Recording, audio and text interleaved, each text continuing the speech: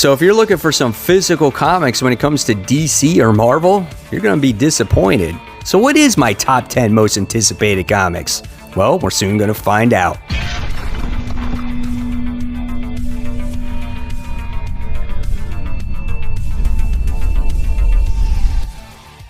Hey, all my webheads out there, welcome back to Comic Book Corner 2.0 and fans. I'm your host, Mike Spider Slayer, always helping you make decisions on what comic books to buy. And today, guys, we're going to be doing the top 10 most anticipated comics for the week of July 1st, 2020. That's right, guys. Now, at any time, if you like this video, please give it a thumbs up, subscribe to the channel, and don't forget to hit that bell so you don't miss any notifications from me. And also, fans, if you want to show that extra support and get some extra perks for you, please hit that join button right here on my home screen, again, as it shows that great support for the channel. So, yes, guys, when it comes to the top 10 most anticipated, it was hard. There's not that many books that are coming out physically this particular week, but I had to pick something, and I'm going to show it to you guys right here. And so here we go. We're going to start off with the book that's on the hot seat. Would this be something that I actually buy? Well, this is a new number one, and this week's hot seat book goes to Belle versus the Black Knight. This is from Zenescope Entertainment. Now, I've read Zenescope books before. Some of them are pretty good. Some of them are not for me. But yeah, this is legendary beast hunter Annabelle Belle DeMarco. She's a defense attorney, and she's going against the Black Knight. Looks like something that could be interesting. Belle was introduced into the Zenescope universe a little while ago. I feel that I guess they do all right in sales because the character's still hanging around. So this could be something I might be interested in reading. I don't know. We'll see. It's 32 pages for a price tag of $6. So is it worth the price? I don't know. All right, so moving on to number 10, we go into Ghostbusters Year 1. So this is issue 4. Now, yes, it's issue 4 of this series, but if you're a Ghostbuster fan, you might want to check out issues 1 through 3 of this and then pick up 4 while you're at it, or maybe just wait for the trade.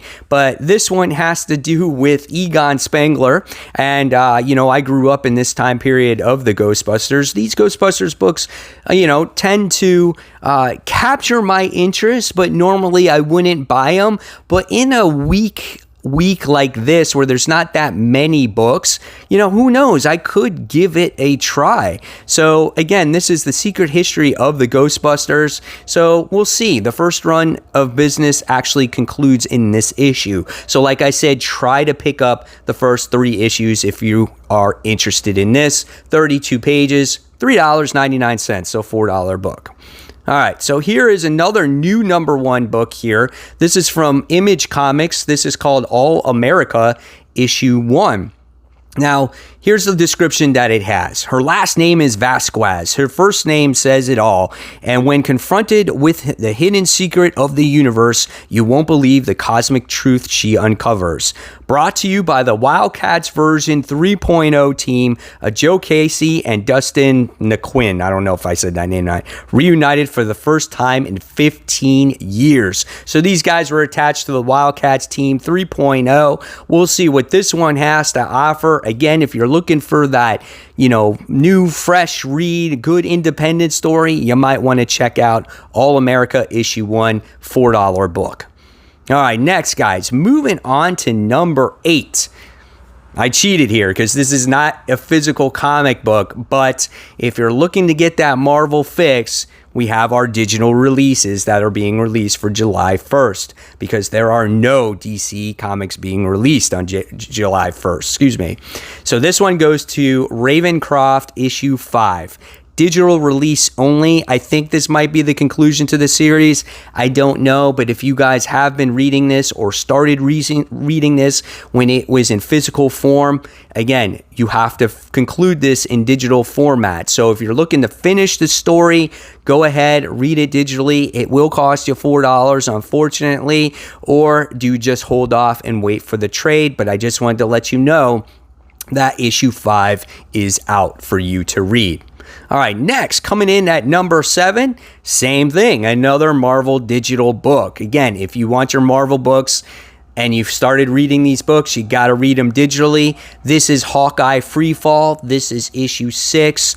This is the conclusion to this series. I read issue 1. I was okay with it, but I wasn't a fan. But from what I heard, this story has fleshed out quite nicely when it comes to this Hawkeye Freefall book. And again, if you're looking to conclude this, you got to finish it digitally. So it's there for you, $4 book.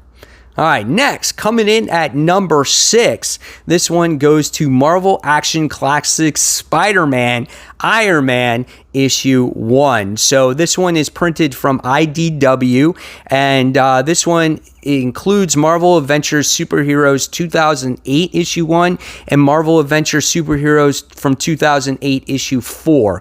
This is a 32-page book, and this is $5 book. So this is basically a reprint of other books that were once released, but if you're looking for these stories to be released together and you haven't read it in the past, this might be the time for you to check it out. Again, there's not that many books coming out this week.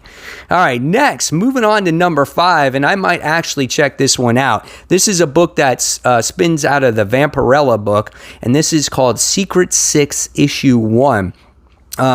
So there's 4 women that are lured into rural Georgia, and there's some kind of mysterious scheme that they have to defend, and I don't even know. I can't even go into it. You have to read it, but it looks quite interesting as it's a spin-off book for Vampirella. These characters look quite interesting. Will they eventually be part of Vampirella's universe? I don't know. I don't normally read this series, but if I was to jump on, I think I would understand where these particular characters came from.